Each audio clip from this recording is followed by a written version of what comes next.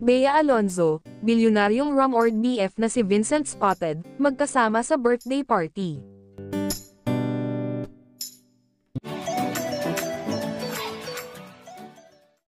Hindi na may tatago ang closeness ni Bea Alonzo at bilyonaryong businessman Vincent Co, dahil magkasama sila sa isang birthday party. Ang dalawa ay spotted sa ibinanderang Instagram story ng fashion icon na si Heart Evangelista Escudero. Nag-groupie ang magkakaibigan kabilang nga sina Bea at Vincent na katabi nito si Senator Chizz Escudero na mapapansing tinag ni Heart ang mga nasa larawan maliban sa president ng chain of supermarkets. Sa litrato, makikitang tila nasa isang bar sina Bea at Vincent, Heart at asawa nitong si Chizz Escudero, kasama ang iba pa nilang mga kaibigan. Ngunit ang nakatawag pansin sa maraming netizens ay ang pagiging sweet ni Bea at Vincent sa larawan. Makikita si Vincent na nakayapos kay Bea na nasa kanyang harapan.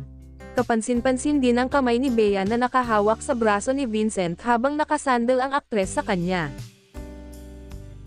Sa mga pribadong pagtitipon tulad nito ay malayang nakakakilos sina Bea at Vincent na ayon sa closeness nila dahil pawang kakilala naman ang mga kasama nila at marahil ay alam na rin kung ano ang kasalukuyang estado ng relasyon nila. Marami na ring nakakapansin na dumadalo na ang rumored boyfriend ni Bea sa mga ganitong pagtitipon na rati ay bilang sa daliri kung lumabas ito. Iba naman syempre kapag nasa publiko sila, katulad na lamang nung namataan sila ng netizens na nasa airport na mapapansing formal ang kanilang kilos at hindi nagpakita ng closeness pero kahit na anong discreet nila ay hindi may tatagungmay, something, umano sa pagitan nila. Hindi ito ang unang beses na naispatan sina Bea at Vincent na magkasama.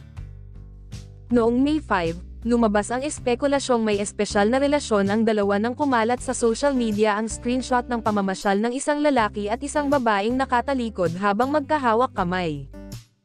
Mukhang na-launch na ni Bea si Vincent sa mga kaibigan niya at ganoon din ang huli sa mga kaibigan at sa pamilya naman niya ay matagal na niyang naipakilala ang aktres. Iisa na lang ang tanong ng madlang people, kailan aamin sina Bea at Vincent na opisyal na silang magkarelasyon?